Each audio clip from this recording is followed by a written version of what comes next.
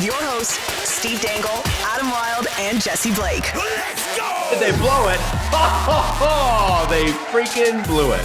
We feeling good now? No, this is exactly the kind of win it's going to get worse. What? The Habs beating the Leafs. The Leafs choking against the Habs. Yes, it is. It's getting worse. They're a game away from sweeping the Jets. Yeah, if that's where we're starting, why aren't we giving credit for the Habs being a great team right now? What is with this motivational speaker nonsense? You can't tell me you don't look at where the Habs are right now and go, that could have been the Leafs. Ducharme's just playing with them. Not at all. Running Gustafsson out there with 2 minutes to go. He's just like, I know you can't do anything, so I'm going to put the guy who's the defensive liability out there. They were this great the whole time. Did you know in the last 6, so the Habs have won 6 in a row right now. Mm-hmm. They have not trailed in any of those 6 games. That's a damn good team. Why were they down 3-1? They picked it up after that loss. After starting 3-1, they turned it on because teams go through waves. And right now, they're a hot team that's really good, that's firing on all cylinders. And their type of hockey that they're playing right now is working extremely well in the playoffs versus these two teams, versus the Leafs and versus the Jets. The Jets, who are short Scheifele, obviously, and who are looking like the Jets who lost 9 of 10 to end the season, and the Leafs, who didn't have anything going either. And the Habs have just done what they can do and capitalize on that. Didn't have anything going because they're a good team. I think 2 things can be true. The Habs can be good and the Leafs. 2 things can be definitely true. The Habs can be a good team, and the Jets and Leafs struggled towards at the beginning of this series and at the end of the Leafs series. Also, I want to throw out things there, are true. Those are rubbery goalposts. Edmonton, you have not gotten away with anything here either. Oh, you also, unfortunately, with us Leaf fans, we're in this together. I got news. Bad. Montreal gets killed in the 3rd round. Oh, just it validates everything said about the North Division and completely resets how I view this season. Completely. Well, when Montreal gets through, and they'll get through, I want them in the finals, just so the North Division thing can go away. So if they really are a hot, good team, if you'd swipe right on the Montreal Canadiens because they're sexy and they're hot, goddamn, and it's the summer, then I would say that you should be hoping that the Montreal Canadiens are going through the finals, because it will, every dumb thing that anybody's ever said about the North Division will be true if Montreal doesn't get through. We know that. I can't wait. I can't wait for all of Leafs Twitter to have to dunk on Kevin Paul Dumont again. He says how bad the Leafs are, he thinks, and how they're going to trade Tavares for Bobrovsky or something. It's just everyone shut up. We got everyone. By the way, Leaf fans, we are all in this together, but we all in this together need to stop doing that. I know. The reason they're tweeting about your team is because they know it'll boost them up. They'll get 20 more followers, 30 more followers. If I send this tweet, I get 60,000 followers. Somebody who's never heard my name before is going to shit post me back, and they might even follow me. And that's just because a lot of people will follow you just because they hate your guts. And it's the Dallas Cowboys of any of the American talking head shows. It's okay, I'm going to talk about this team because I know if I talk about this team, I'm going to maximize the audience that I'm going to reach, because nobody cares enough about that team as much as those fans. Like, there aren't as many fans as the other teams than of Leaf fans. So you're going to get the most reaction. You just talk about the Leafs. Mm-hmm. It's like if you're in baseball and the Yankees lose or they don't make the playoffs, which happened a couple of years ago, you can gain a lot of followers by just targeting Yankee fans. Now, I do want to read something that Brooksy, it's what I'm saying, Brooksy, wrote about the Leafs, and I did want to get your opinion. We will get to other teams. Yeah, but this is fun. Yeah. Okay. Yeah. So basically, there is a culture of postseason failure in Toronto where there has been an annual and total eclipse of the heart. This is a team that has blinked in the face of adversity every single time and has become frozen in fear when the stakes are highest. Correct so far. Yeah. Is there anything there? Correct so far. The inability to change that culture has been the biggest and most surprising failure of Brendan Shanahan's presidential administration. For the Leafs are only slightly more exaggerated version of the Red Wings of the early 1990s, who regularly conquered the regular season, which is true, only to wilt away in the postseason.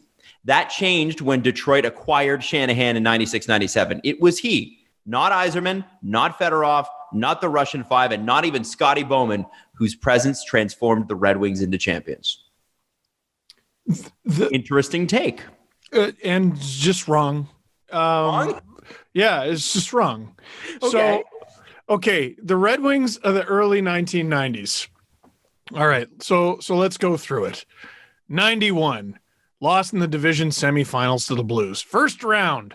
By the way, Jesse, do you know that, isn't it lovely that Steve doesn't even look this up? He knows the entire playoff tree from 1991. No, you looked it up.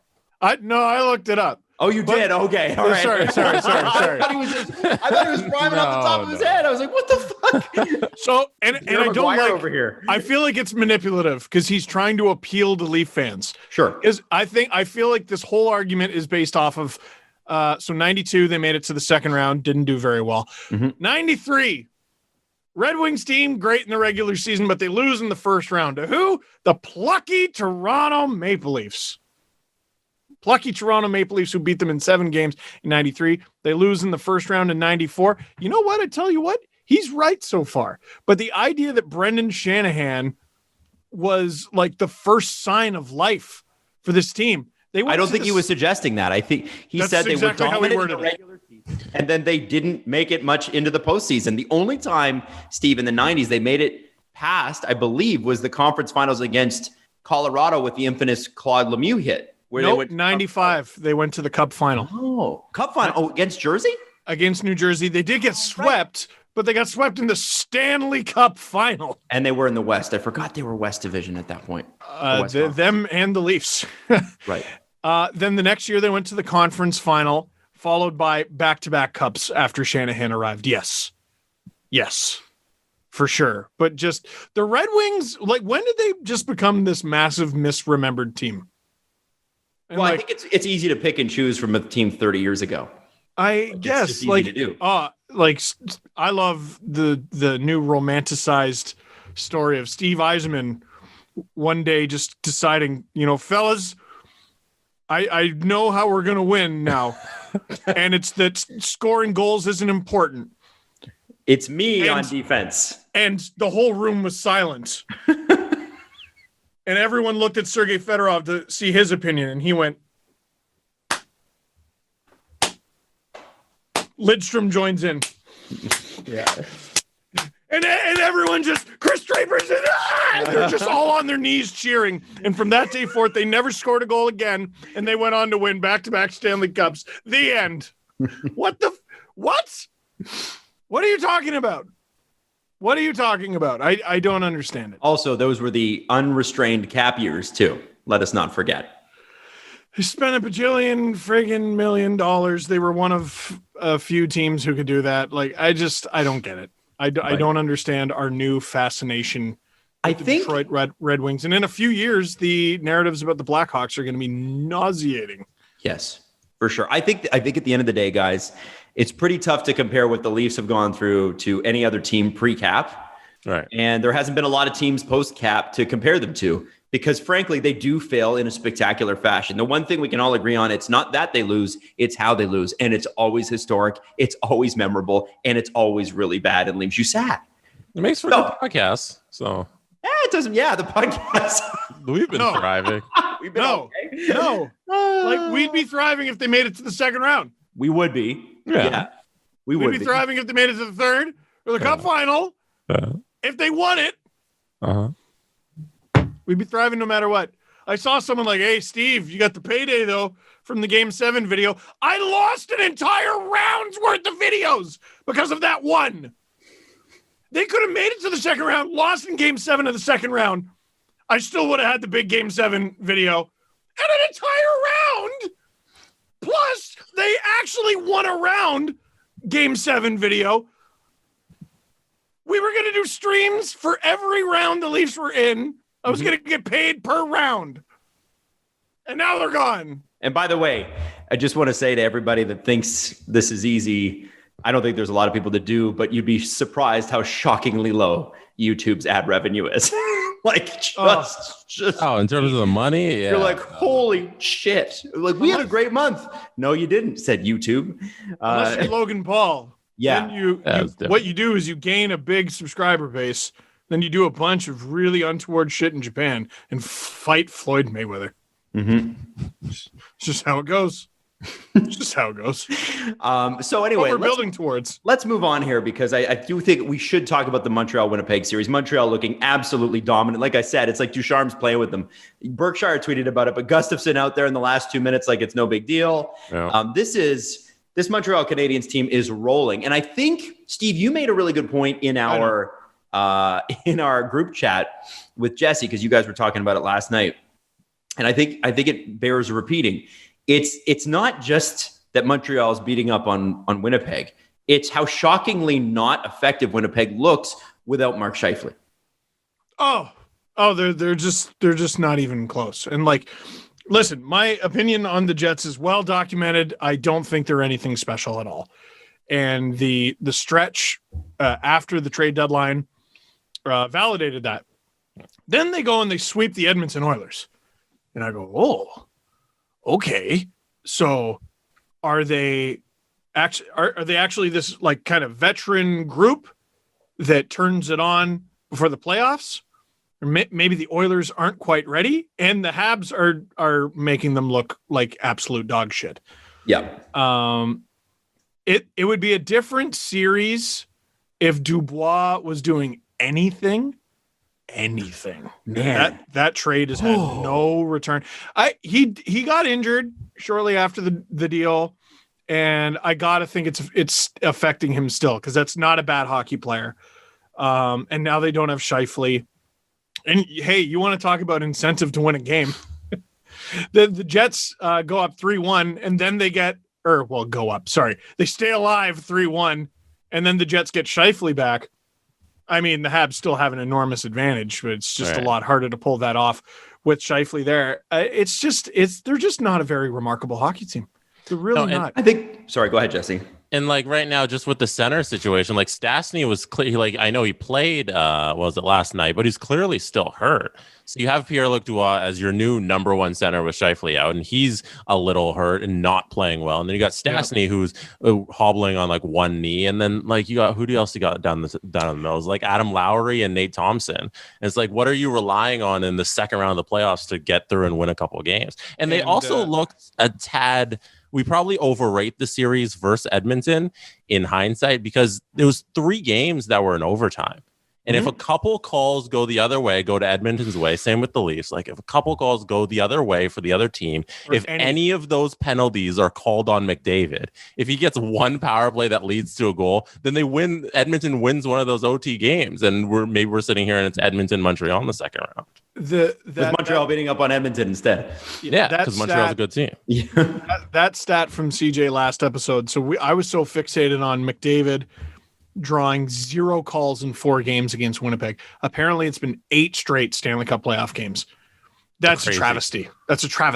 It's that's absurd. It's the most ridiculous thing I've ever heard. It's the sort of thing it should cost someone their job. That's LeBron James goes 8 straight games without drawing a foul. It's Connor McDavid. Like, does Sidney Crosby have to put up with this? And I know he gets abused too. Well, here's what's going to happen. Next postseason, you're not going to be able to breathe in Connor McDavid's direction. So I feel bad for any team that has to play them because this is never happening again. All Edmonton has to do next season, and this is not, by the way, to diss the Oilers. This is the way it should be. They know. They're gonna. You think that the NHL is annoying now with their even up calls? Wait till they do an even up series. I can't wait. And it's going to happen. Guess why? TNT and ESPN are not going to stand for this shit. They're not going to pump Connor McDavid's tires from a city that most Americans don't even know exists. Honestly, ask how many my American relatives, and I love them, could not point out Edmonton on a map. Not a chance. And we're going to pump this Edmonton player up again. We're going to do this like we did with Gretzky in the 80s. Gretzky won stuff. Hockey was exciting in the 80s. They are absolutely going to call the shit out of anything anyone does to Connor McDavid next season, but specifically in the playoffs. You watch. Like Stephen A. Smith has been trying, and it's just been low-hanging fruit. The Oilers lost, and they shouldn't have lost. But they did. But I love it. I don't know why. Why is it so great? And then the Leafs. They lost again. People didn't think they would, and they did anyway. Whoa. Can you believe it? You know that it's a matter of time before you're featured on First Take. You know that. Bring me on. The Steves. Bring me on with Stephen A and Stephen B. I'll be Stephen B. Bangle. Stephen Bangle. What about Stephen G? Works. Stephen A, Stephen G? I can do that. Stevie D. I can be whatever letter you need me to be, Stephen. I will be on there. But a story that I feel like ESPN and the likes of Stephen A, let's just say they're big guns, would latch onto, and we did not make a big enough deal of it, like as an industry. What was it? One of the top 17 cap hits in the NHL is playing playoff hockey right now. And that's Carey Price. And it's Carey Price. Yeah. Not a single skater. How far down the list do you have to go to get to a skater? Right. That's unbelievable. And like you talk about the Leafs lost and they shouldn't have, and the Oilers lost and they shouldn't have, is low-hanging fruit. How about none of the stars are worth paying attention to? How about that? Look at the league. Who are the stars remaining? Who are the stars? Well, I mean, Kucherov and Stamkos are stars. Hedman's a star. Mm-hmm. They are you stars. Just named right? 3 guys for the same team, so that's tough. Okay. You got to spread it out. Nathan McKinnon? Star. It's a star. Pietrangelo? I don't know if he's a star. He's an important defenseman. Is he a star? Vegas does not have one. Vegas has Mark Stone, who's extraordinarily underrated, but he is not a marketable star. No, Pietrangelo. You don't see him on boards. So what? Because locally, you could say Jonathan Marchessault is a star. Like I'm sure there's billboards of him in Vegas. No, but it's got to be national. So we're talking about national appeal stars in Flower, huge in hockey, or in sports. Marchand Bergeron. You have 2. Well, in sports we have 2. So let's just go with hockey. Okay. In hockey, Marchand Bergeron. Come on. They're big. Everybody knows Brad Marchand. Come on. Yeah, Come on. If you're saying in hockey, then I think you have a lot of stars. Like within hockey circles or to the average fan? To the average fan, I think you could run down a good list. So Barzal is becoming that. Bergeron and Pastrnak and Marchand, I think are. I would even put Pasta there. Pasta for sure, on his way up for sure. They need to do a better job marketing him, but welcome TNT and ESPN. With Colorado, yeah, for sure, it's Nate McKinnon. I do want to do one last thing though on the Jets, Adam. Oh, please, because Brad, who I play NHL 21 with, he's on Team Dangle Navy. He keeps wanting me to bring something up. Okay, let's hear it. And it's that I'm putting you on blast, Adam Wild. You did not like the Dylan DeMello signing when it happened, and now he's out of the lineup, and we see just how bad the Jets miss him. Right. And well, if your team hinges on Dylan DeMello, then you're unremarkable. Hey, you do not talk shit about Mississauga Steelheads alumni, Dylan DeMello. Well, I'm sure that all 5 people who saw him play for the Steelheads are, because they're always so full. Hey, we had upwards of 150 in a snowstorm. Okay?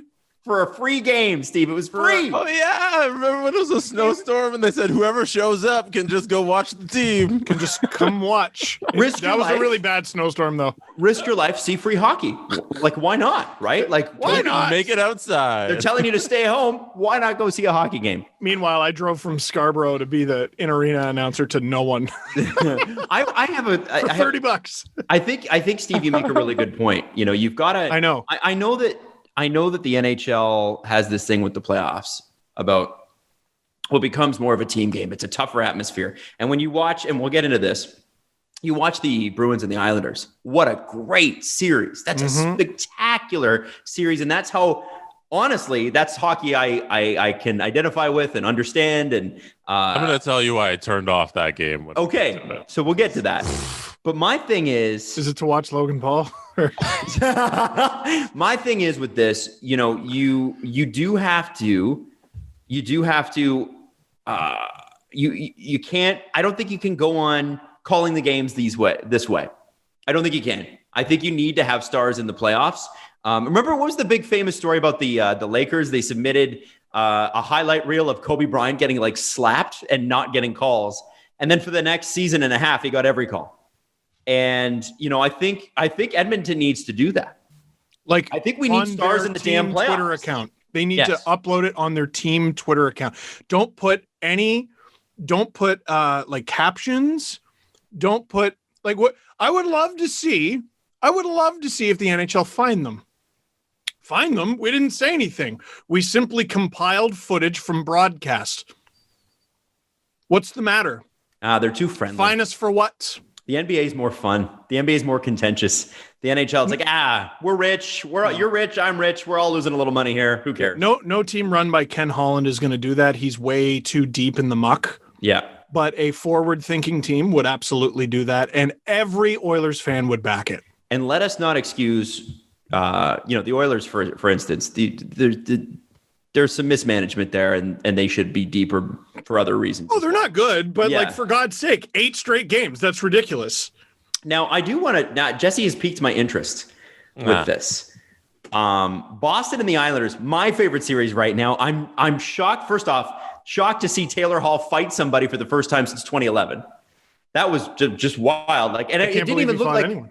It didn't even look like grounds for a fight. But it's that Boston thing. It seems to like rub off on players. These guys are like, yeah, I'm a pretty finesse player. And they go to Boston like, I'm literally gonna deliver a knuckle sandwich. And it's called an identity. An identity. Imagine having one. So, Jesse, curious to hear your thoughts. You turned it off. Why?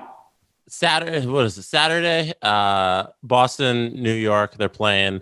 Possibly misses that wide open empty net. Terrible. Oh my God, that was the game. Dang, it's preview. Dang, it's preview. If you get that one, you're probably up 2-1 at the end of I think it would have been like the second you would have been up 2-1 or whatever. Anyways. 3-1 in the series. New York, the Islanders, they take a 3-1 lead in the third period. Mm-hmm. From 6:18 in the third period until the clock hit quadruple zeros on the scoreboard, Boston didn't register a shot on goal because the hockey game that the New York Islanders play is the worst damn hockey in the world. And the next time the Islanders take a lead in this series in a game, I'm turning the channel to something else. There's a lot of NBA playoffs on right now. I love Saturday watching Sunday watching the Mavs and Clippers play. It was a great game. What a game. I'd rather watch that than this stupid hockey where the other team can't get a shot on goal because your defense is just circling and holding the puck and there's nothing being done on the attack by the team that's trailing. There's not even score effects. Score effects when you're playing just a regular system that's not limiting the entire game offensive strategy of the game would have Boston get even more shots on goal. But they created this whole thing where they can't even shoot the puck. And that's how the New York Islanders won the 2021 Stanley Cup. It was terrible. Any billionaire who wants to grow hockey should go to Barry Trotz and just go, how much money for you to never coach again? Like, how much? Dude, he's good. He's amazing. He's extremely good. And for everyone who wonders, like for the youngins out there who are too young to remember the dead puck era or to live through or remember the dead puck era, I want you to imagine every team in the league plays like this. Their goalies are better and bigger, and there are essentially no rules. Slashing, hooking, it's all holding, and the jerseys are twice as baggy. It's like a poncho.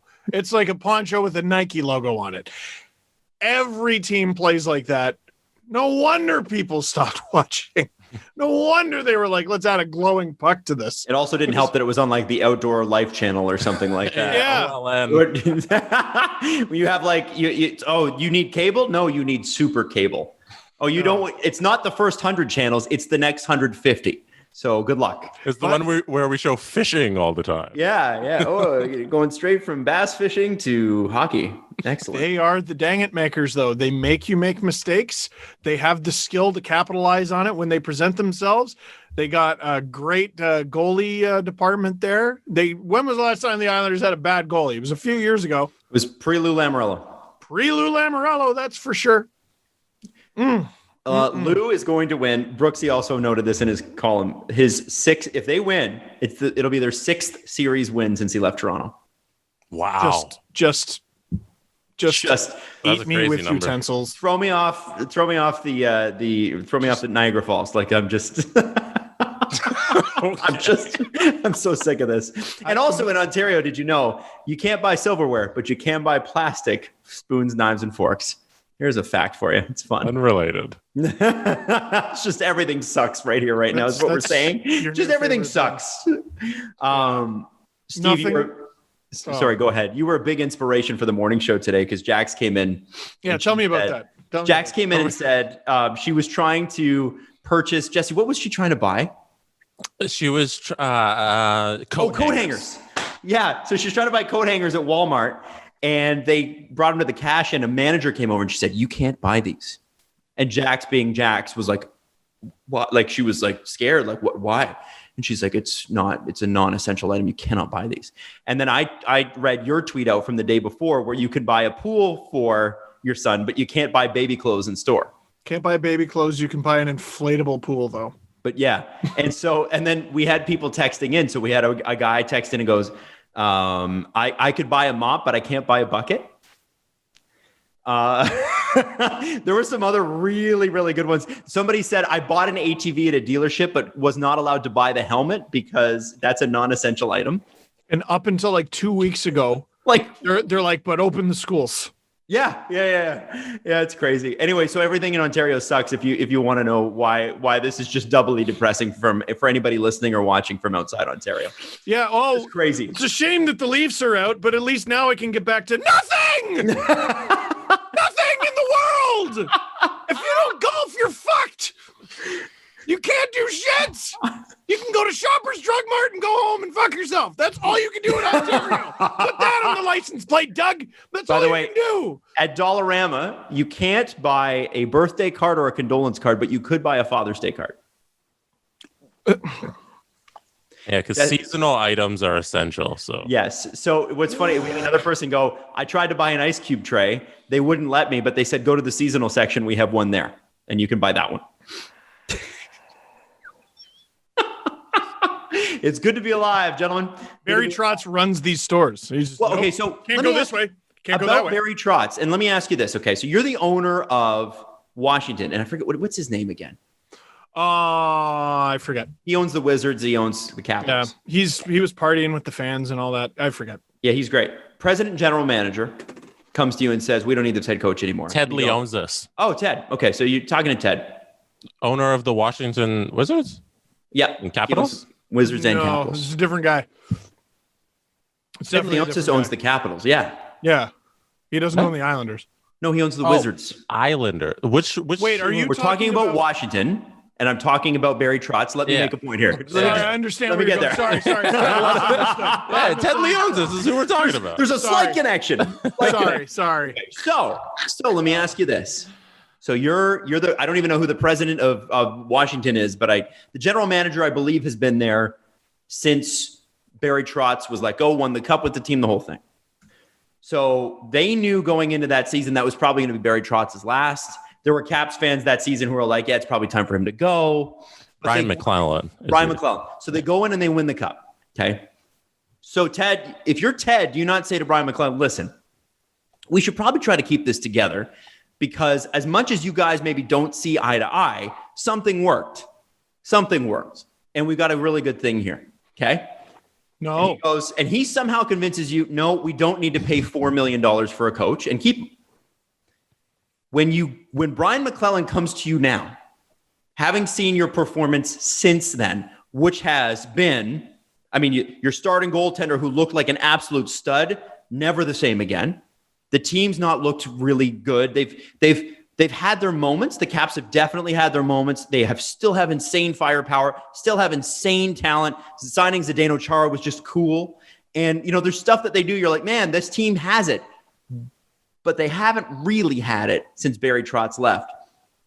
Even though they're making the playoffs, do you not say might be time for a change? Because that's bad talent evaluation. Oh, do you not think?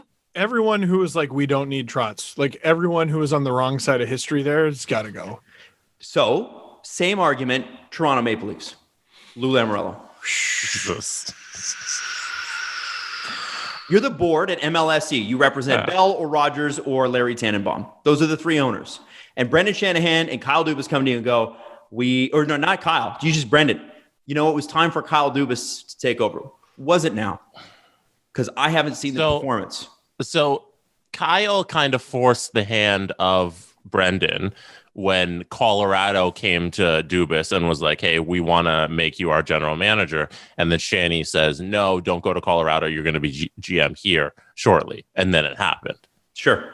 So who are we placing? I assume it'd be Shanahan, whose head would have to roll for choosing Dubas over Lou. Well, what I'm suggesting, I'm not even suggesting it was the wrong choice. I think given where the Leafs wanted to go with their direction, Dubas was the right choice.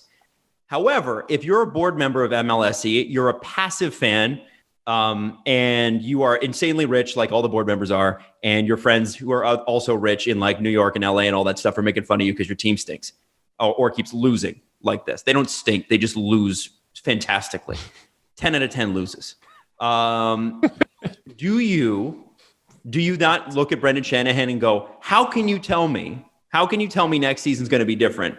We let Lou Lamoriello go. We kicked him upstairs. We knew he wasn't going to stick around. Signs with the Islanders. He has 6 series wins, maybe. At least he has 5.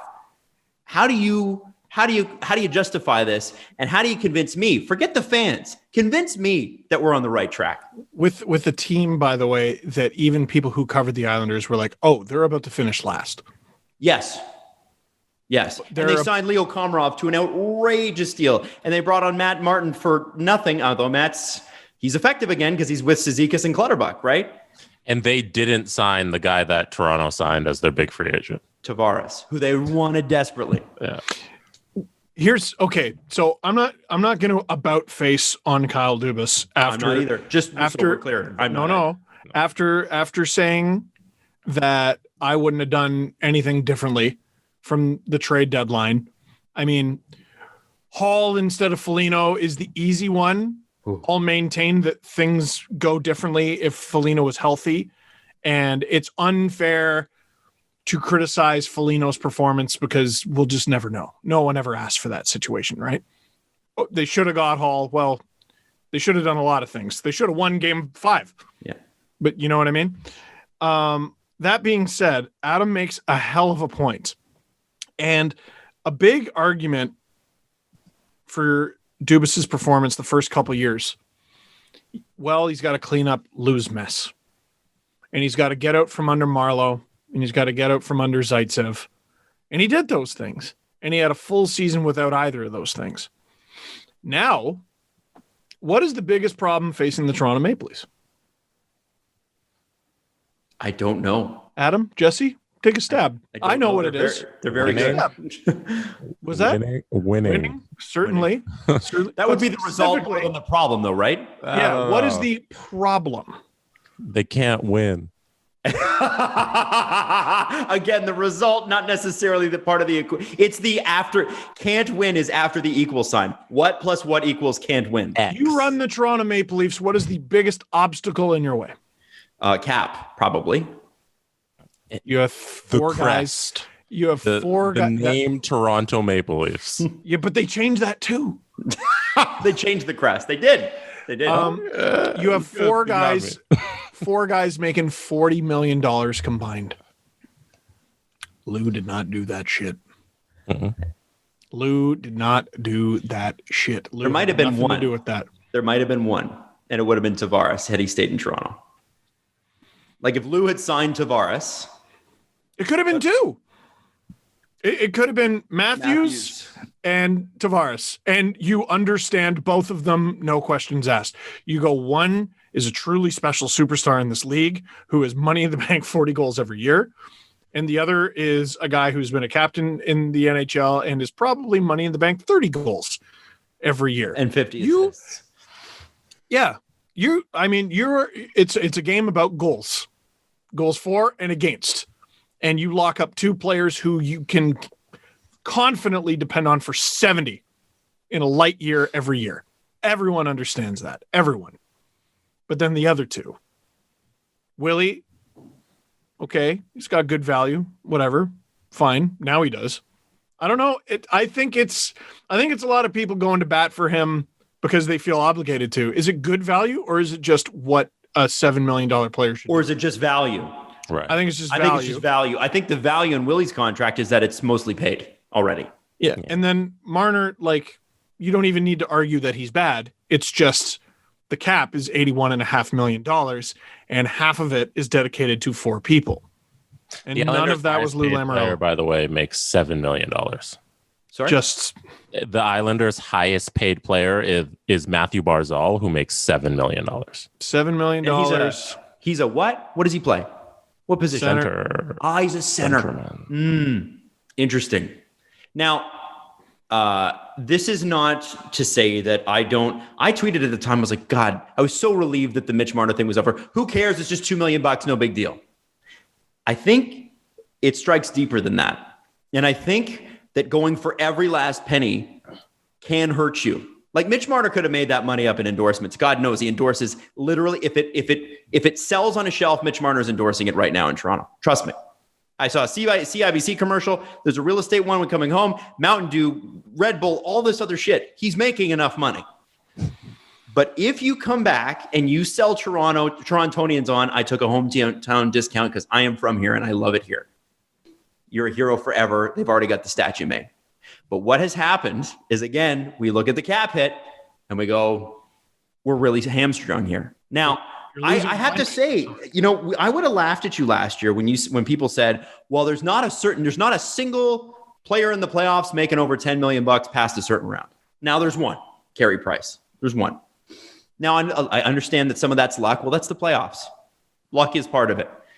Not a single player over 10 million. We got 3.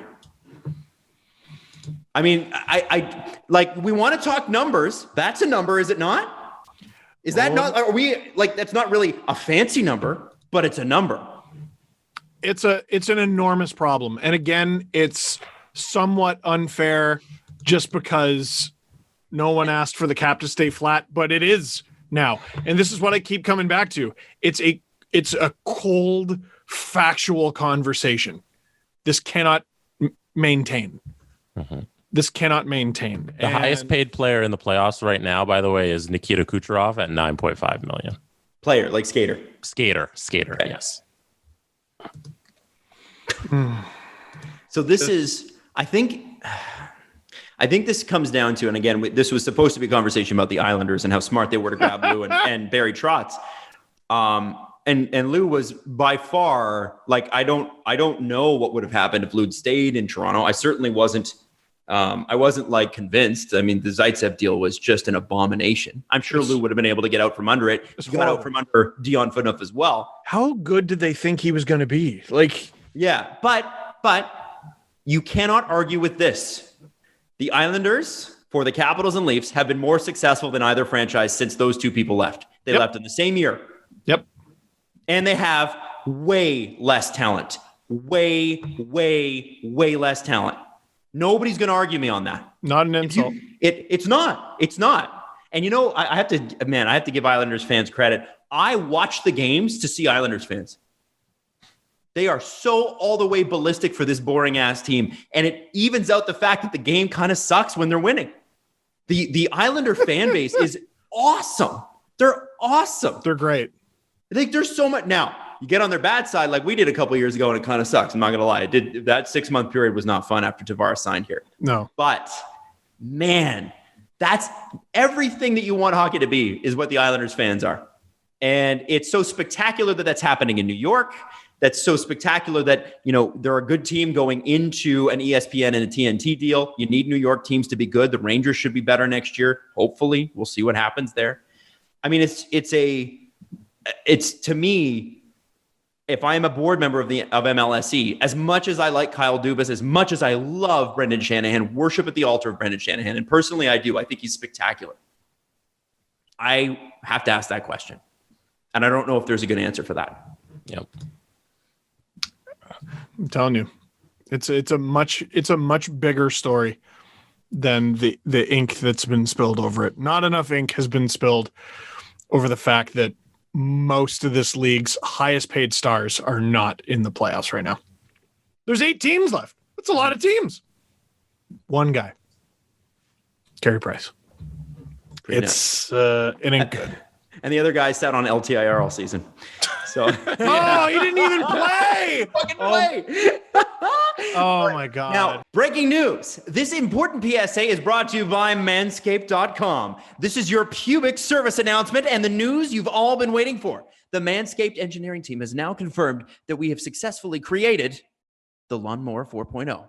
It's a trimmer, which is now available for purchase in the USA and right here in Canada. This new trimmer was just released only moments ago, and we are one of the first to get our hands on it and share the news. Join over 2 million men worldwide who trust Manscaped with this exclusive offer to you. 20% off and free worldwide shipping with the code SDP at manscaped.com. Now, I'm one of the first people to try the new 4.0. And let me just say, I am blown away by the experience, the craftsmanship, the detail. It feels like a 4.0. You know what I'm saying? Their advanced ceramic blade and skin-safe technology is so good, it almost seems as though Manscaped worked with engineers to ensure that your area would be safe. You could send it to space and it'd be fun. Yeah, actually, I gotta be honest with you, it works really great. So I would highly suggest that you go to manscaped.com and get free shipping and get 20% off. And all you have to do is use the code SDP. That's 20% off with free shipping at manscaped.com. Use the code SDP. Unlock your confidence and always use the right tools for your tool. If dreams of vacations and enjoying the fun of life are turning back into reality for you, don't let concerns over financial setbacks keep you from saying yes. Credit Karma helps keep your financial goals in check so you won't have to hit pause on the good times ahead. And here's the other thing. Starting something new, maybe a new business, that can be nerve-wracking. Credit Karma can give you more confidence before you make a decision. Credit Karma's game-changing technology shows you tailored offers for credit cards and personal loans that you're more likely to be approved for, so you can apply with confidence. They use your credit and other financial information to show you custom recommendations. Whether you want cash back, travel rewards, to consolidate debt, Credit Karma can help you find offers for all your goals. With a selection of options and approved odds, you have the power to make informed decisions. Credit Karma, apply with confidence. Go to creditkarma.com/SDP to learn more and find out offers just tailored for you. That's creditkarma.com/SDP, or you can see your offers on the Credit Karma app. Apply with confidence today. Go to creditkarma.com/SDP or the Credit Karma app. So we are a game away from losing the Carolina Hurricanes. Tampa Bay they're the defending Stanley Cup champions. They are loaded with superstars. Careful, Tampa. That's what I thought. Yeah, true. We know how good Tampa is, and we also know that there was some legal shenaniganery going on with the cap. It's legal to do what Tampa did, and until it's not, don't get mad at them for it. They want to win a cup again. So don't get mad. Just be mad that your team didn't think of it first. Now, Carolina, for so many years, has been this franchise on the rise. We've really, really seen sort of a blossoming lately. If you are a Canes fan, management, or you're Tom Dundon, do you look at this year as a success if you're out in 5 against Tampa in the second round? Or is it about what the expectation could have been? It's so hard because it's like what I was saying. I think it was last episode or a couple before. The St. Louis Blues of all the 2010s kept running into the damn Kings or the damn Blackhawks. There was a huge stretch where every year they lost in the first or second round, and it was to a team that ended up going to either the Final Four or winning the entire thing. Sounds like the Leafs. Boston. Yeah, Boston in 2 years. When did they make the final? 2019. Mm-hmm. And they went to the third round, I think, the year before. No, 2018, they got stomped by Tampa. Oh, okay. Fair enough. They won the first game against Tampa, and I was like, oh my God, I can't believe the Leafs pushed these monsters to 7, and then Tampa killed them. Okay, fair enough. It's a lot like the Blues of a few years ago with the Hurricanes. Because I've said, at some point they got to get over the hump. Tampa's a hell of a hump. Like that's easier said than done. But you got to get over the best team to be the best team. Right? Yeah. Right? Like if you want to win, you got to get past them. They got kind of shafted because they went super all in at the 2020 deadline. They got like 3 games with that team before the season shut down.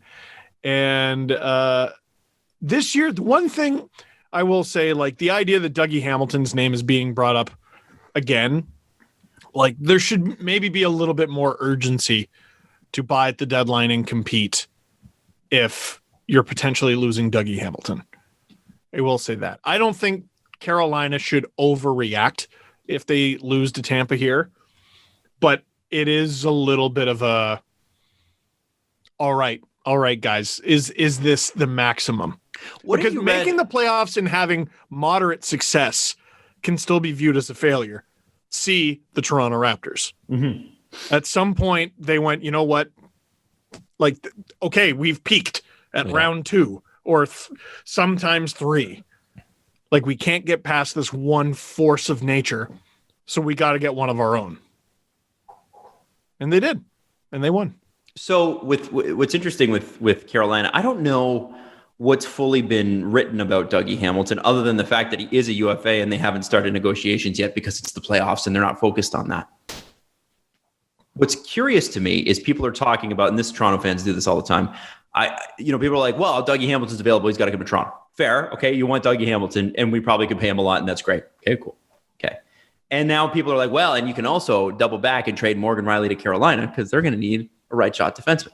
And he's got a year left and he makes manageable money and is very good. I'm curious to know if Carolina does lose Dougie Hamilton, who's the force of nature that they can go get? Is it Sebastian Aho just being bigger and better? If you lose Dougie Hamilton, you're working at a disadvantage. I mean, if they do trade for Morgan Riley and re-sign Reimer, it could be Reimer handing the Stanley Cup to Jake Gardiner and then to Morgan Riley. That'd be very funny. And Carolina Hurricanes fans can laugh and they'll be like, hey, we also beat you in the conference finals that one time. Remember that? That was fun. But David Ayres gets to hoist it. David Ayres would for sure get to hoist it. I am curious for Carolina. What does get them over the hump? Is that an internal thing or do they have to add?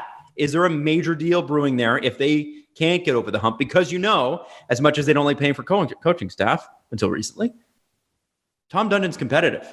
This team has looked completely different since he bought it.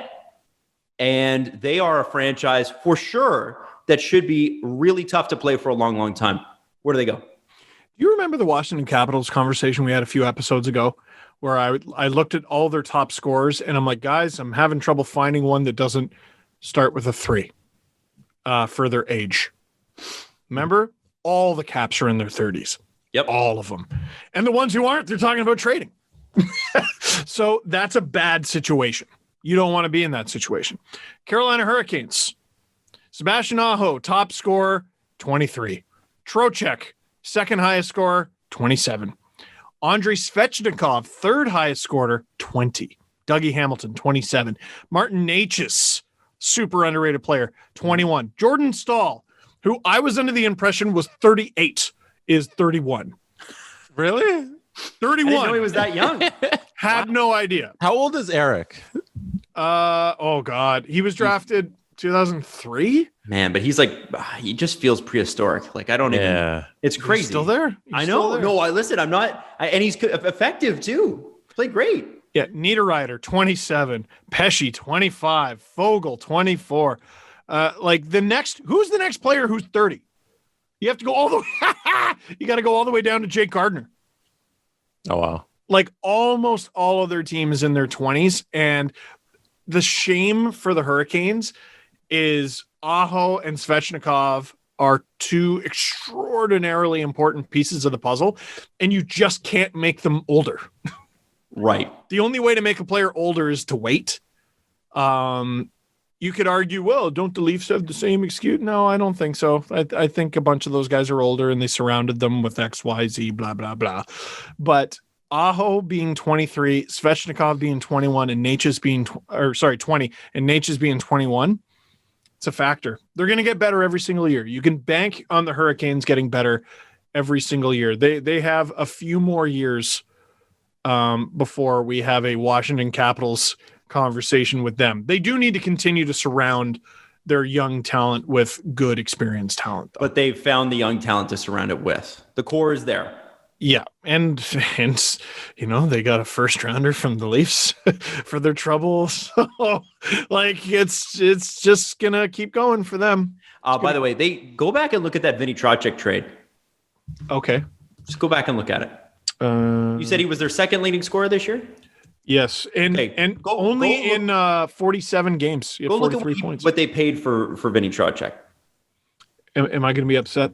Yeah, I think I'm going to be upset. NHLTradeTracker.com. You're joking. I could not believe the trade when it happened, and nobody talked about it, and here we are. Read it. So the Hurricanes get Vinny Trocheck on February 24th, 2020, and a few weeks later, nothing happened. No.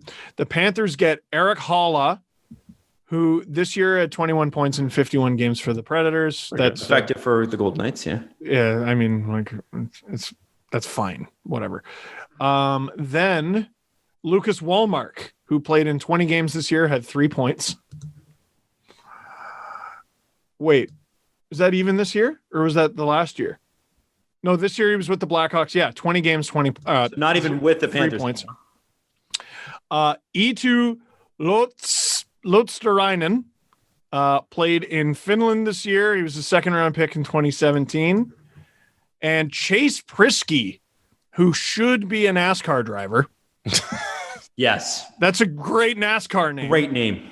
Sixth round pick in 2016. He had 7 points in 15 AHL playoff games this year. Is that the worst trade in Panthers history? I'm sure we could find a worse one, but it's pretty bad. First off, imagine how much better the Panthers are this year with Trocheck. Number two, Carolina paid nothing. Nothing. They paid 20 points from Eric Haula. That's a super diet version of the Joe Thornton trade from Boston to San Jose. Oh, with Marco Sturm and... Well, you just look at the trade and you go, there's no picks? Right. None? There wasn't one? Joe Thornton was like a rising star in the NHL? A captain, not that far removed from being a first overall pick, and he got traded for 3 dudes. No picks, no prospects, nothing. 3 dudes. And none of them are bad dudes. They were all NHL dudes, but they weren't Joe Thornton dudes. And then they won the cup. So I don't know. Maybe the Panthers are onto something. I don't know, but it's just the Vinny Trocheck thing bothers me. That is a trade. That's a great trade. Well done. It's worked out really well for them. Don Waddell, I know Brendan Moore gets a lot of the credit, and he deservedly so, but Don Waddell, what a fucking G that guy is. I still think you need to, if you haven't checked it out, look up the bait and switch job he pulled on Carolina management. He was signed to no money. They wouldn't pay a general manager. It was $600,000, which is a lot to me, to be honest with you. But at an NHL level, it's pretty small. They paid him almost nothing on a 1-year deal. The Wild come in and offer him a fortune the next year, and he's like, I'm going to go. And they said, no, you're not. We'll pay you whatever you want now. Don Waddell's sick. He's amazing. And if there's GM of the year, he deserves it every year. He's sick. Just for that. Look at what he's pulled off. It's crazy. No, anyway, moving on. And this one is surprising. How is it possible, guys, that Colorado looked like the monsters that they actually are the first 2 games of this series, and then the last 6 periods forgot how to play hockey? Vegas, not that Vegas is ever not strong. What was surprising about the first 2 games is how human Colorado made them look. And then all of a sudden, Colorado's the one looking human. Is it two great teams, or is Colorado just foot off the gas and something's wrong? No, I think it's two great teams. It's the first game, you'd never know Vegas was a playoff team. Colorado beat them, what was it, 8-1? It's crazy. Yeah, wild. I think, well, no, actually, that's who Vegas beat. You see, because you see, no, it's two incredible teams, and I would like to see the games be a little tighter, though. Like, the series is tight; it's as tight as it can be, 2-2. I want the games to be tighter, and you can count on 5, 6, and 7 being that way. This is the series we were all waiting for. We've been waiting for the series for months. You know, no offense to the Blues or the Wild. This is what we all wanted. This is what we all expected, and it's here now. I just want to see the games be tighter. It's such a close matchup that it seems like home ice actually has a really strong advantage here, because in the two games in Vegas, it seems like Vegas really shut down Colorado's top line. Like, it seemed like McKinnon, Rantanen, and Landeskog were playing a little slower. Like, I know they didn't have, or they had one goal combined over the last 3 games, like after that 8-1 victory. So I feel like it's so close, like you're saying, Steve, that every little thing matters right now. And I know Vegas has played like a different kind of hockey than they did over the first 6 periods, and they kind of changed it when they got back home. And there was, I think it was last game, Colorado had 9 shots in the first period, and they've kind of played, I don't know if rope-a-dope is the right term, but they kind of let Colorado go at it, and then it just kind of, it burns out. And then Vegas kind of does their thing, and then they end up winning the game. But yeah, they had 9 shots in that first period, and then 9 shots over the next 2 periods. Like, they let them go at it, and then they kind of shut it down once they got the groove of the game, and they're playing at Vegas's pace. They're a really great team. It's unbelievable to watch. We're going to get a lot of answers from Game 5, and it's a problem for Vegas if home ice advantage is that big of a factor, because Colorado's got it, right? It's not good news, but you know, the one thing they really lacked is that true stud back there. And we were like, go all in on Karlsson. And that might not have been the greatest move. So instead, they go out and they get Alex Pietrangelo in one of the weirdest circumstances ever. And I just wonder if that's what finally gets them over the hump. Because whoever wins that series, it looks like is playing Montreal. Yeah, I'm looking at this as like, I guess Tampa's on the other side too, but this is kind of the mini Stanley Cup that's happening right now. I think so. We got the 2 best teams going at it. Yeah. Every year there is one. Just to further the point of the bolstering up the defense, the expected goals for Dom Lucian had the tweet was 1.4 for Colorado. And he followed up the end of the tweet with, Colorado has not had a -2 game score, expected goals game or worse since the second round of the 2019 playoffs. What a performance by Vegas. So yeah, -1.4 expected goals for in the game. So Peter DeBoer has taken his sword and stabbed the other team this year rather than his own goalie. Shocking. Stabbed Philip Grubauer, one of the 3 Vezina nominees.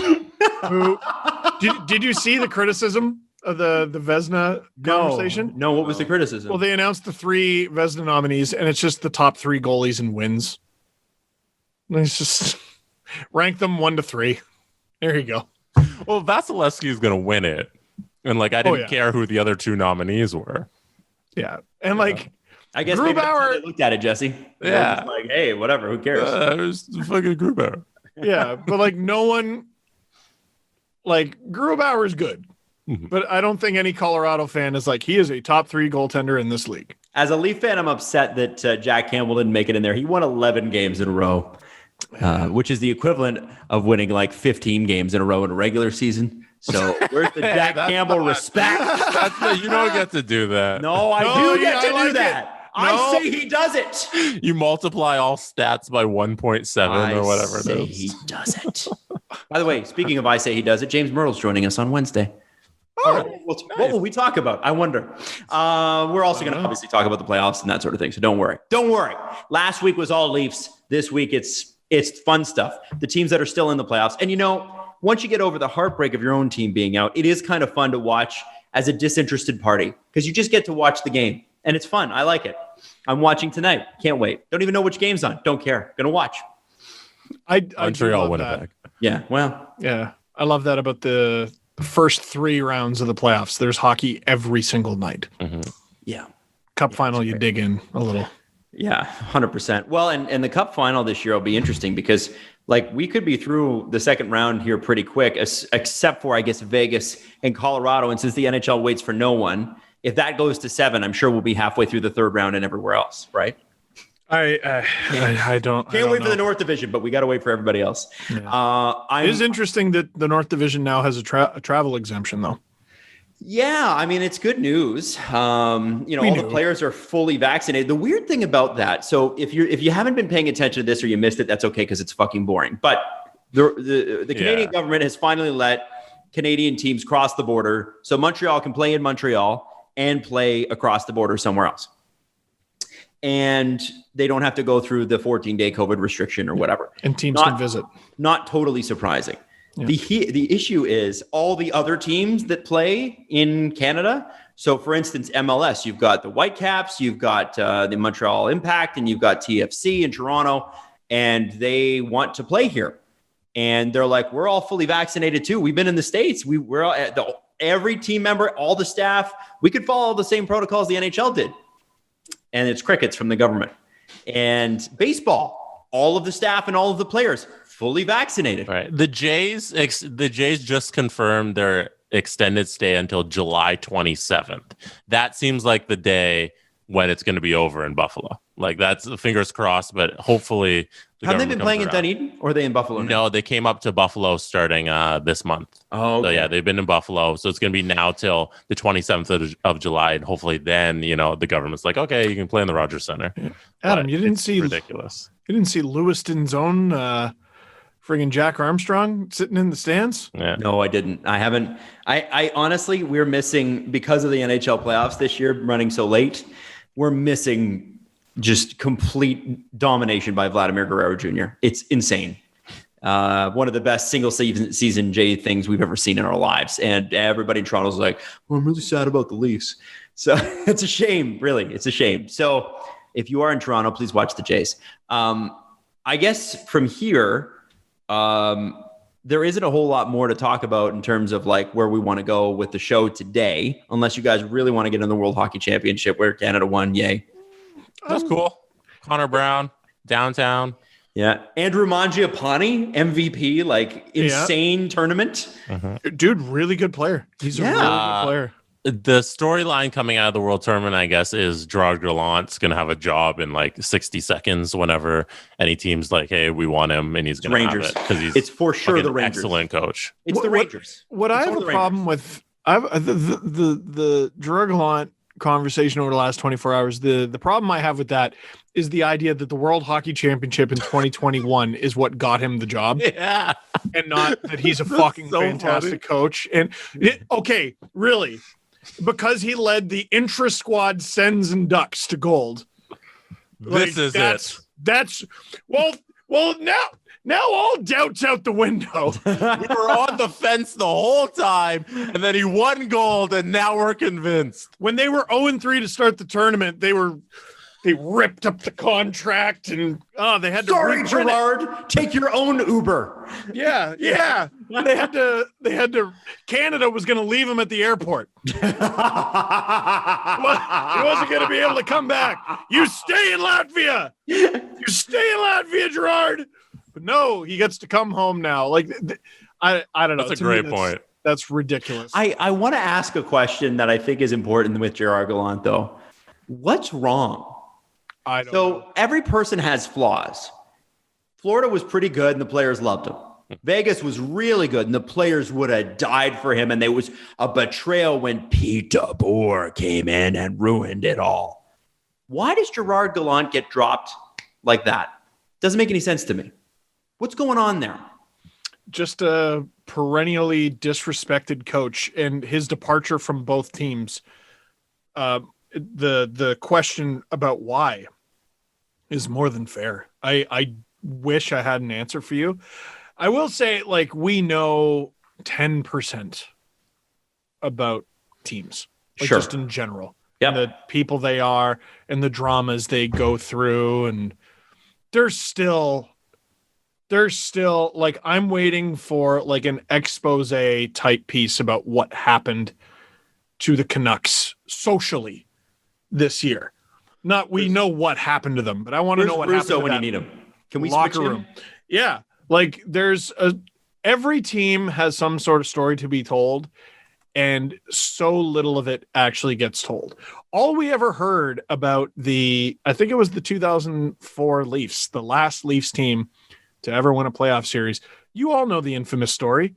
They all broke into different cliques and they went out for dinner on their own after they lost that game. And that's all we ever heard. We never heard about like this guy didn't like that guy, or that guy didn't get along with this guy, or there was this fight, or all you hear are rumors. I would love to know what on earth it is about Gerard Gallant.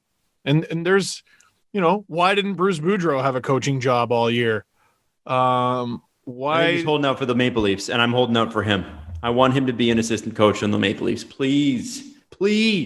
We'll throw Ted Nolan in the mysterious coaches conversation. Like I don't get it. It sure seems like if you want a team to win a lot of games, you'd be wise to hire Gerard Gallant or Bruce Boudreau, because it's what they do. They very rarely don't. If the Leafs are going to continue to be a dominant regular season team, you need at least one of those two on your staff. I wouldn't even mind both. Can you imagine that? That's a pretty formidable staff. What the hell, right? Part of me, Bruce Boudreau loves the Leafs so much, and that's why I hope he doesn't join them. You don't want him to hate the Leafs? Yeah. He wouldn't hate the Leafs. He might. Why? Because former coach Randy Carlyle, former coach and former captain of the Leafs, Randy Carlyle doesn't like the Leafs? Maybe? It's just so few people seem to leave this team and maintain their reverence for it. You know what I mean? Heroes. And any of the ones who do end up staying and broadcasting with the team or about the team. Mm-hmm. But they don't necessarily have the most glowing things to say about it. Well, if they won, I'm sure they would. Got to win stuff, man. What do you mean if they won? What do you mean if they won? Is Dave Keon joining someone's broadcast group right now? Well, that's a little different, Stephen. Who won anything? You're talking about an absolute monster of a human being, the owner. He was a dick, and then blocked Keon from working. No. But what I'm saying is no Leaf has won with this team. Oh, okay. I know what you're saying. Since Keon. Right. I'm sure what they'd have to say would be better had they won anything. You got Jeff O'Neill and Carlo Koliakovo and Mike Zigomanis and Colby Armstrong and, and I chirped Colby. Like he was making fun of my skating one day on ice surfing. And I said, wow, thanks for the advice, Colby. That's the kind of advice that gets you 9 career goals as a Leaf. And he just laughed because he's like, I know. Well, let's get to the press conference then. How many goals per million did Colby make? 1. Yeah, made 9. He signed 3 years, $3 million each, $9 million contract. He had 9 goals. Yep. Unbelievable. Good for him. It's good value for him. Good for him. We can get into that. You know what I don't have? $9 million. So, I would like that. Yes, Adam. Where do I sign up for that? I don't know if you can do this off the top of your head. Okay, but I'm going to ask anyways. We have an Adam's History Corner request. There's been a lot going on in the city of Toronto at X University, formerly Ryerson University. Yes. And last night they tore down the Egerton Ryerson statue out on campus. I am a Ryerson alumni. Steve is a Ryerson alumni. Adam Wilde is a Ryerson dropout. So this university has a lot of it's very relevant to this podcast in a way. Yeah. Can you speak to Egerton Ryerson and why the students of this university would want to behead his statue? Man. Okay. So here's the short story because I don't know enough detail to properly tell the long one. Also, I just got to shout out the person who asked the question at TFCNU2. They tweeted us. Okay. So Egerton Ryerson was one of the people when Canada became a confederation, and it was only the eastern side of the country plus BC with a random landmass in between at that point. It's bizarre that they thought they could make a country of that, but here we are. Was that Rupert's Land, Adam? Yeah, Rupert's Land, and I forget what the prairies were called, but it was some like Hudson's thing or whatever. Anne of Green Gables. Sure. No, that's East Coast. Don't you dare take Anne of Green Gables away from Nova Scotia or PEI. Don't you dare. Now, I think, okay, so Egerton Ryerson was one of the architects of the modern school system in Canada. He was a huge proponent of free school, everybody knowing and learning how to read, no matter what class you were from. That was really important. Good so far. Good so far. Which is why Ryerson Polytechnic, which Ryerson was a college before it was a university, which is why nobody took it seriously for a long time after it became a university. Not true anymore, but that's the case for a while. They named it after him for that reason. It's not like it's not like Cornelius Vanderbilt giving a pile of money to the city of Nashville after, the Civil War for Reconstruction and going, I'm founding a university here. Egerton Ryerson didn't have anything to do with this university. They just were like, here's a guy. And good so far. And so this is where the so far isn't so good. He is one of the main architects of the residential school system, which I spoke to you about last episode or the episode before. Episode before. And because of that, I think people are rightly saying, hey, why do we have a statue up of a guy who created one of the biggest, frankly, horror shows in Canadian history? And that's the thing, is that you got to remember colonialism and our colonial past. Racial superiority is such a major part of everything that happened, probably from about 1500 to about 1950, 1960. You could argue it's still happening now. It was like an accepted fact, especially after Charles Darwin. That's when they really put it into words. Before that, it was like, well, we're doing this. We really don't have any justification for this, treating other people like shit and taking their land from them. But since Charles Darwin came along, and I think it was like the 1880s, they had this thing called social Darwinism, which is, well, if you look, the whites have all the land and all the money and all the guns. And that must mean that us whites, we're superior, and we owe it to our cultural inferiors in Asia, in Africa, in South America, and in North America to impart civilization, education. This is the way to live. This is the only way to live because we figured it out. It's us, the Europeans. We have figured out civilization, ignoring completely the fact that Muslims were like 500 years ahead of them. And if it hadn't been for Genghis Khan, the Middle East would be completely different right now and would have absolutely been the head of civilization even to this day. Even to this day. Anyway, long story short, racism's probably at its height in the world, in its justification as well, between the 1880s and about 1910. That's when colonialism hits its peak. That's when social Darwinism hits its peak. There's also a whole bunch of stuff out of Germany called like eugenics and things like that. Is it eugenics? Maybe I misquoted, but it's something like that. I think something like that, where it's basically they tried to. So it's the whole shooting an arrow and then painting a bullseye around it and calling it a bullseye, right? It's like I shot this arrow into the wall and I've now painted my target, and look at that, it's a bullseye. They work backwards from this theory of, well, the whites are superior, and here's why, and said, how do we justify it? Well, they did a bunch of science experiments on people that were for sure not above board and not okay and completely morally wrong. They tried to measure brain size. They tried to measure function. They kept coming up a little empty, frankly. But if you were to go to a museum, say in England, like London, Paris, Munich, Berlin, Vienna, at any point during that time, you would walk into a natural history museum and you would learn about how white people were superior to everybody else. So even the museums were built to reinforce this idea of, you see, we went to Africa and we shot this elephant so we could bring it back, stuff it, and show you how superior us, the white men, are. And white men is the key word here. And if you don't believe me, read some books, man. It's all out there. And at the end of the day, what the issue with Ryerson is that, yes, there was some good there. There was. He created a school system and a foundation in this country that people still glob onto today, which is we believe in public education here to our immense benefit. But we also have this residential school thing. And it's not just a thing, it's a tragedy in Canadian history. And, I'm not sure, and again, there will be people that are in my DMs about this. I'm not sure how much Egerton Ryerson had a hand in the formulation and foundation of public schools around this country. I'm sure it was quite large. So I'd have to do a little more research on that. But because again, this is off the top of my head, but it's like, if you are responsible for the stripping away of a culture, of taking kids away from their families against their will, how can we have a school, an educational system, a bastion of truth, which is what the point is?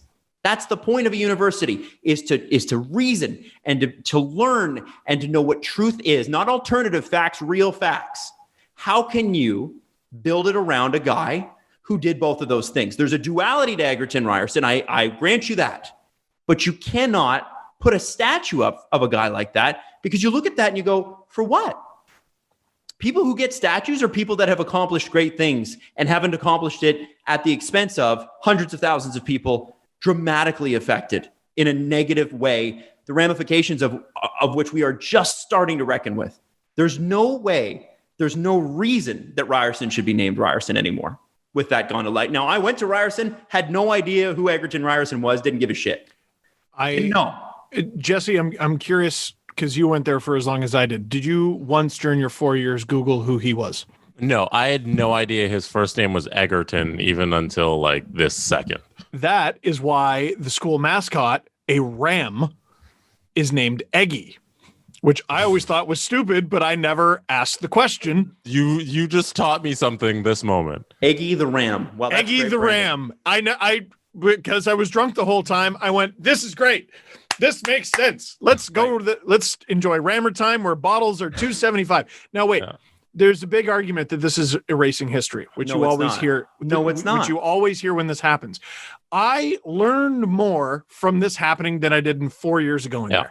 I never bothered looking it up for myself. I was never taught it because I didn't give a shit. And evidently the school didn't give a shit. They didn't think it was relevant. And I took history classes. They didn't think it was relevant to tell me who Egerton Ryerson is. Now, what has happened in this country has come to light. His role in it has come to light. Now I'm learning. Mm-hmm. I learned from people calling for the renaming of a school and from the tearing down of a statue. I got news for you. Statues do not teach history. Textbooks do. No plaque is going to teach you context. No plaque is going to give you an understanding of extremely flawed individuals. I mean, America lionizes Washington. Washington owned slaves, guys. He did. Now, he came around to the idea towards the end of his life that maybe that was the wrong thing to do and freed them upon his death. But, we have to look at these figures in the sense of when you have a statue, the idea is this person is to be respected. This is a person that you want to know about because they deserve your respect. There's a difference between, everybody knows who Hitler is, right? I don't see any Hitler statues. We all know who Hitler is. You can learn about Hitler. We don't need the statue, right? And that's an extreme example. There are still statues of Stalin in Russia, but that's a completely different thing. My point in saying that is, you are not erasing history. You are reframing history to the truth. And it's the important part of what's happening here at Ryerson. People are like, oh, don't change anything, whatever. Ryerson didn't have a fucking thing to do with that school. They just put his name on it. Right. So university students there, and actually it came out today that hundreds of faculty want the name changed as well. They all signed a petition. The kids are calling it, the students are calling it University X, which by the way is a way sicker name and they should just stay with that. And then put up a statue of Wolverine because he's Canadian. But at the end of the day, it's a joke. At the end of the day, you don't have. Can you imagine? I know it would be kind of cool though. Like, who's going to argue with that? He's a hero. I think. They put the name on the university to honor the person that they wanted to honor, and then now we know that he's not somebody to be honored because he did terrible things in his lifetime. And just like Americans have a major base in their country named after a Confederate general, a traitorous Confederate general who committed the highest crime in the land, which is what? What's the worst crime you can commit? Treason? Treason. It's worse than murder. Treason is worse than murder. And the Americans have that, we have this, and we got to deal with it. So reframing history is not erasing history. Reframing history is getting to the truth. And people have got to get that through their thick fucking skulls. It's outrageous that you think a brass statue is going to teach anything about history. It's outrageous, stupid. And I walk by that thing every day in the quad, and I didn't know what it was. It's a bird toilet.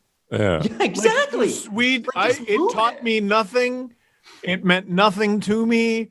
And anyone caping for a statue of a dude who died 140 years ago, I think needs to give their head a shake. I also think we got to look at situations like that as, yes, it's a chance for learning, but keeping the statue up again denotes respect. Give people who've actually solved these problems the respect they deserve. There's a reason why we need to pull some people off the bills that we've had on for years and move some other people on there. We've solved major societal problems in the last 50 or 60 years, and those people should have some statues. Mm-hmm. I wouldn't even begin to have the arrogance to tell you who they should be. There's people far more educated than me on that. But I can tell you it's not this, because this is not what Canada stands for anymore. It might have been when we had a British colonial past, which we always will, but it means that we have come forward as a society, as has our predecessing nation, England. They got a lot of work to do, but they're not believing these things anymore either. Right? They're pulling down statues left, right, and center over there. Mm-hmm. Same reason. And dragging them down the street and throwing them in the lake. Like they're real serious about it. Yeah. It's really hard to admit that the context of something has changed. Like in terms of hockey terms, like we'll talk about a trade and be like, oh, you should have definitely signed that guy at the time. And then like a year later, we look back and we're like, okay, that's a bad contract because the world played out. The season played out and the expectations and like the stats and it changed. So at the time, it could have been a good thing. It could have been a great thing to give him the name of this university at the time because we didn't have the information. And now you have more information because time has played out. The world has spun around the sun a couple more times and you've learned something. Mm-hmm. And now you can edit what you did in the past and change it and make a new decision. That's a great thing. You can always change things. And I want to throw this out there. A lot of people are like, why weren't we on this sooner? And I think that's a fair question. Yep. I think you have to remember that access to information was severely limited up until about 20 years ago.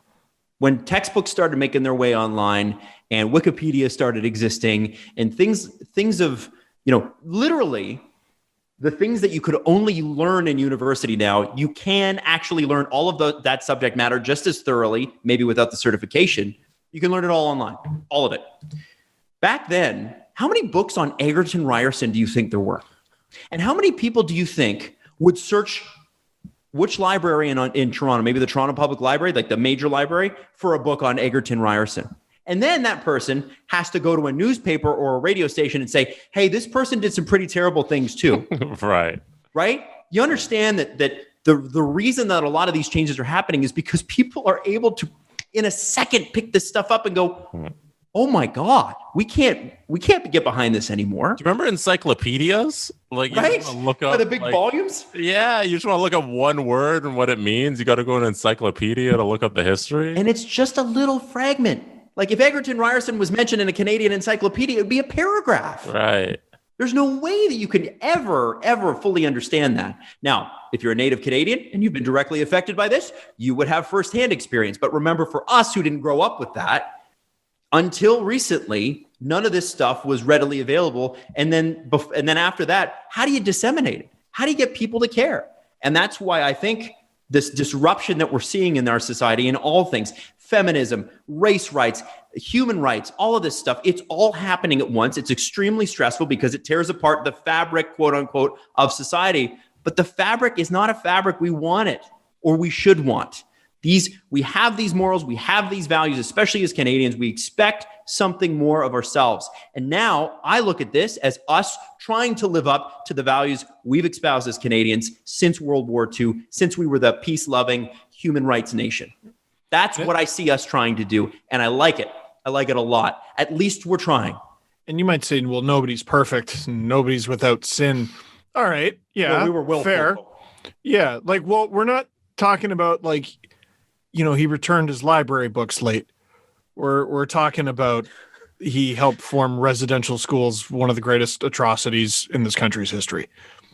That's what we're talking about here. So I hope they rename it. I'm glad the statue's gone. Did you hear the sound it made when it fell?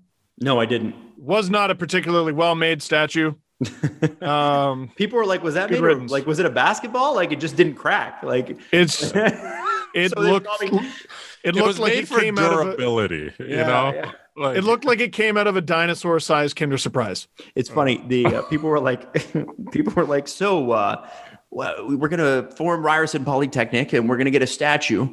And what's the budget for that? As little as possible. Okay, cool. Sounds good. That's what it was. But anyway, long story short, it's the right thing to do. Don't care if you disagree. And I don't. Do they have to rename Eggy? Yeah, but they can keep the Rams thing. I think that's cool. Just keep it a Ram. We're the Ryerson Rams. Yeah. Well, not anymore. Well, no, you're the Call him Rammy. You're the X-Rams. Yeah, Rammy. Yo, call the Ram X. Hey, Ryerson fans, welcome.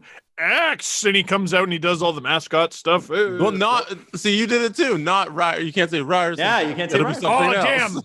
But his intro music can be X Gon' Give It To You from DMX. It could be. Come on. Welcome to Eugene Levy Polytechnic, everybody. Something like that. Something fun. Anyway, long story short, that's my diatribe. Sorry it was so long. Yes, and thank goodness for the internet that can mobilize these groups and teach, and we can all be learned in things. That's about right. The past. I like learned in. This comes from Dave Dayan, DD Dayan 15 on Twitter. Are you less likely to watch the Amazon Prime series? Do you think the Leafs not closing it out cost Amazon serious dollars in viewership? Okay, so this is very interesting because I have a teeny bit of background in. I at least know what it's like to assemble an episode of reality television, right? So this was my practicum project in university. I know it's not on the same level as goddamn Amazon Prime, but let me tell you what I learned. We would sit there for the first day or the first half day. And the next day we would hope certain things would happen. And then the following day we would hope something else would happen. And we would identify all these stories that are happening. But we need to be able to wrap this up. All the stories need an ending or a cliffhanger or somewhere where at the end of it, we're not leaving the audience going, well, what happened to this? So we did. It was a guy got in trouble. One of the dealers at a car dealership got in trouble because the owner's priest bought a car from the place, and when it arrived, it had a crack in the windshield. Oh. Priest is very upset. The guy's in trouble. How's he going to make good on this damaged car given to a personal friend of the owner? How is he going to fix this problem? So we followed it, and we got to the end of it. The reason I'm telling you what happened, I can't remember. This was years and years ago. This was what role were you? It's not a hockey game, Jesse. It was only his own show. Yeah. No. So what role were you in the practicum project? I don't remember my exact title, but I was basically in charge of. Following the story. And what was so stressful about it is we would have to get a beginning, middle, and end for all the stories we were following because it's multiple. But we need to also have it on camera. So we might know the answer to everything, but like, okay, did we arrange an interview with this person to make sure that we got their final thoughts and something we could put a bow on? So you were Did we kind of get like footage of this. You were the DOP. You were the director of photography, kind of. Sort of. I mean, anyway. keep in mind we're like people who are 20 years old doing this. About the Amazon series. The reason I'm telling you all that is so that you have background. Now, if I'm Amazon, I'm following the Leafs all year. There's really, I can't imagine, there were some dramatic negative moments. Losing to Vancouver, those couple games, William Nylander going on COVID protocol. That's going to be a fascinating episode. He goes in COVID protocol after being at morning skate and all the players go, whoop, what? Could there be an outbreak right now? So there's all that. But all season long, you're following the first place Toronto Maple Leafs. Almost all season, you're following the first place Toronto Maple Leafs, and everything's going right. Everything the whole time. And then the playoffs begin. And the Tavares thing happens, and that's horrible. And then over the next 3 games, a story you couldn't ask the hockey gods for develops in front of you. They win 3 consecutive convincing games without their captain. And then they blow it. So like the whole season, I just need to know what perspective they're making the episodes from. Because if these are already made episodes, the difficult thing is I think they're going to be from a perspective of optimism. Whereas I'm going to be watching with the perspective of doom because I know what happened. You know what I mean? It's hard to, how do you tell the story of January to the beginning of, to the middle of May? How do you tell that story without tainting it with what we know now? They fucking lost. I think knowing how they lost is going to be the most interesting part. I think hanging in there to see how confident they were and knowing the ending, sometimes like a Tarantino movie, you know the ending, but how do we get here? And I think that'll be fucking great. Is this going to be torture? You know what I mean? Oh, I think it'll be spectacular. You think about the HBO series and how many quotes we got from that. Ooh, mama, I cannot wait. And I bet there were some players, not to name any names, who are hoping for an image rehab when this comes out. Be very, very interesting to see how everyone's portrayed. I'm not out to get anybody, but I hope Amazon gets as much control as possible because you're there to shoot a doc, not a PR fluff piece. Right. You're there to shoot a documentary. I want to see what happens. Amazon, you say to MLSE, we're Amazon. We can do whatever. Imagine thinking MLSE. Imagine having enough money to think MLSE's poor. Now, see, the partnership is between the league and Amazon, which I would argue are on the same level in terms of pull, so the final cuts are going through Bettman and his office. I see what you mean. The NHL is a far bigger entity than Maple Leaf Sports Prime, Entertainment. It's the Prime division of Amazon. That matters. Yeah.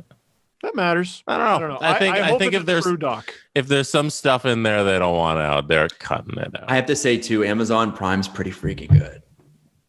I love it. I love the shows they have. Do you guys probably watch more Prime than I do? What are the odds we're going to see things that maybe the Leafs wish we hadn't? I think they're pretty good. It's a niche sport. You're gonna have to have outrageous moments. You need ESPN talking about this.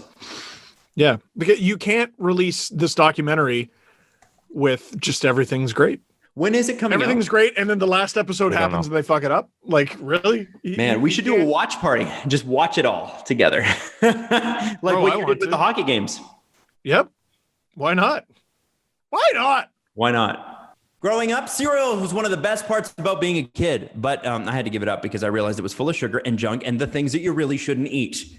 So, like everybody else trying to cut down on carbs and sugar and unhealthy food, I realized I can't just eat everything that I want anymore. So, you have, protein shakes and vegetable shakes and powders and just, That's why I think you should try the thing that I tried, which is Magic Spoon. 0 grams of sugar, 13 to 14 grams of protein so you can get strong And only net 4 grams of carbs for each serving. And that's only 140 calories per serving.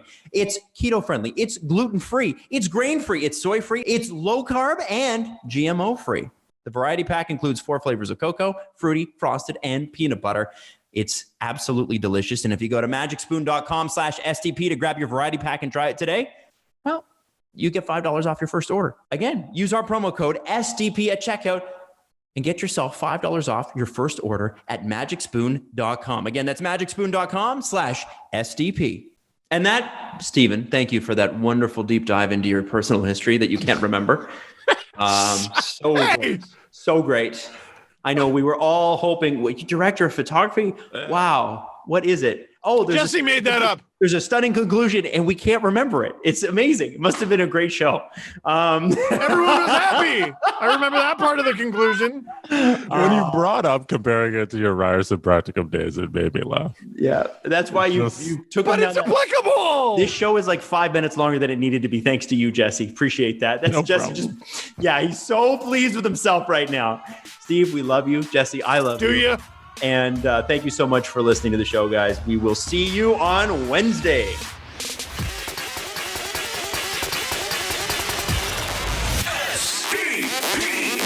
The Steve Dangle Podcast. Follow the guys on Twitter at Steve_Dangle, at Adam WYLDE, and at Jesse Blake. Connection complete.